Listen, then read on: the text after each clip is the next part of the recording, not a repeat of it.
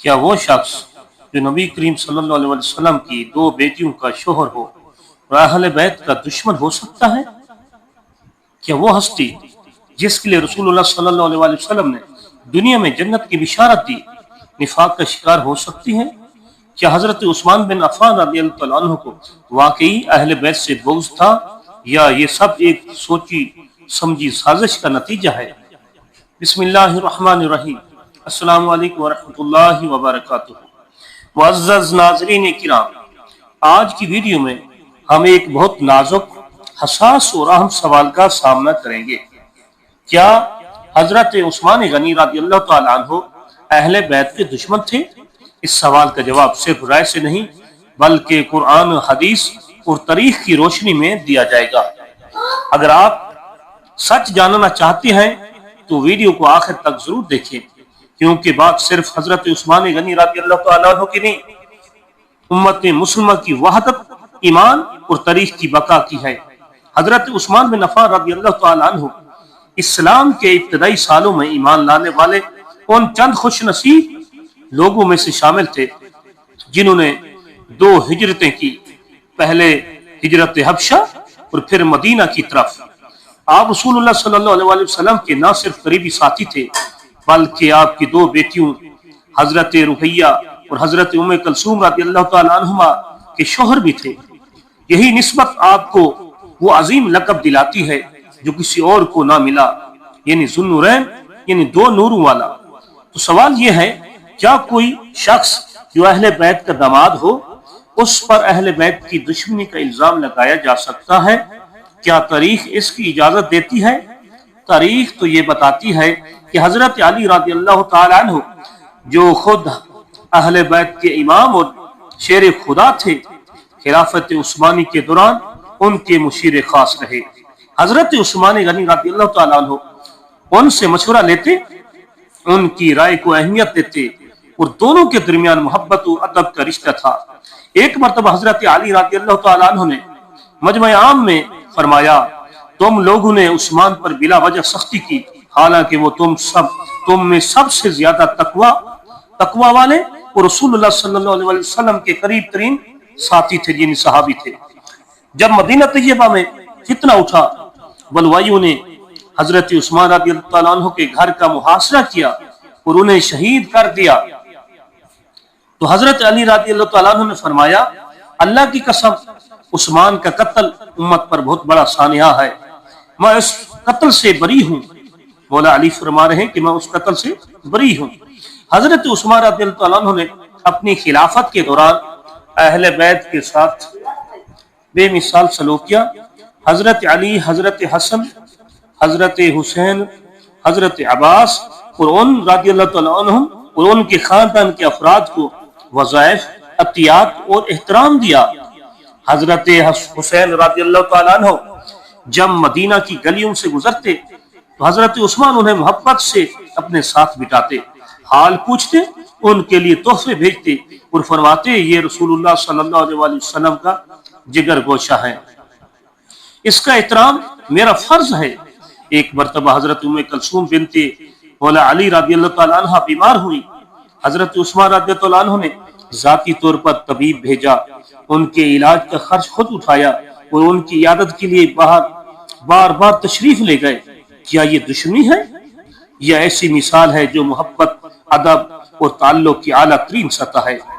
نبی کریم صلی اللہ علیہ وسلم نے فرمایا، عثمان جنت میں جائے گا اور وہ شہید ہوگا، صحیح بخاری۔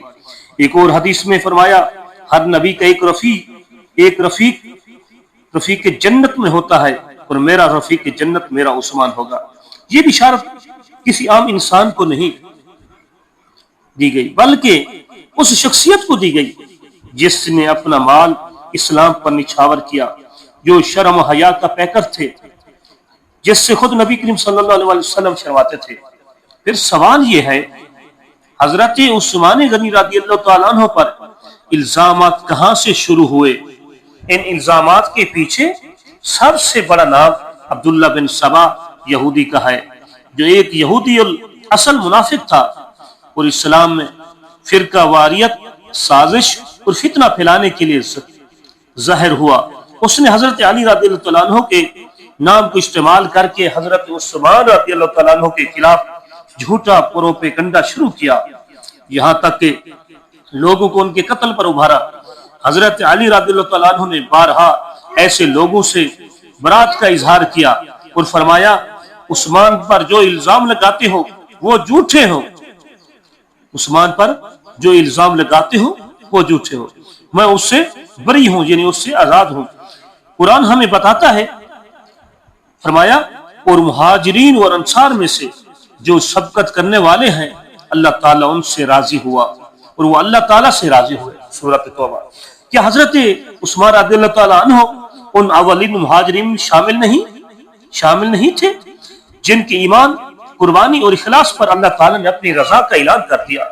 अगर कोई हजरत उस्मान गनी रज़ी ताला अन्हु को काफिर या मुनाफिक कहे तो दरअसल वो कुरान की आयत का इनकार करता है। वो जो शख्स कुरान की किसी आयत का इनकार करे वो खुद किस दर्जे पर है, इसका फैसला आप खुद कर सकते हैं। अब आती है उस गुफ्तगू की अहम तरीन नुक्ते की तरफ कि हजरत उस्मान रज़ी अल्लाह तआला अन्हु अहले बैत के दुश्मन थे? नहीं, हरगिज नहीं ऐसा हो सकता, बल्कि वो अहले बैत के दामाद, हमदर्द, खैर खां और मोहसिन थे।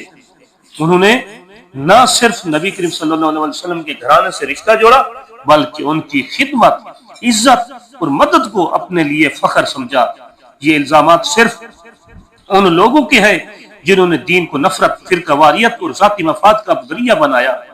असल इस्लाम, असल सुन्नत और असल ईमान हमें सिखाता है कि सहाबा किराम, अहले बैत सब एक ही चिराग की रोशनी है।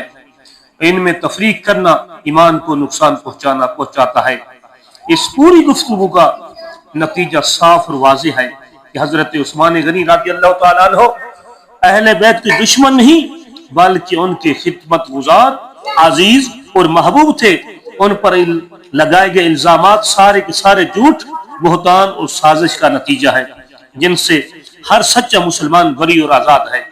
अगर आप भी उम्मत की वहदत, सहाबे किराम और अहले बैत रज़ी अल्लाह तआला अन्हुम की इज्जत के कायल हैं तो इस वीडियो को आगे जरूर पहुंचाएं, शेयर करें।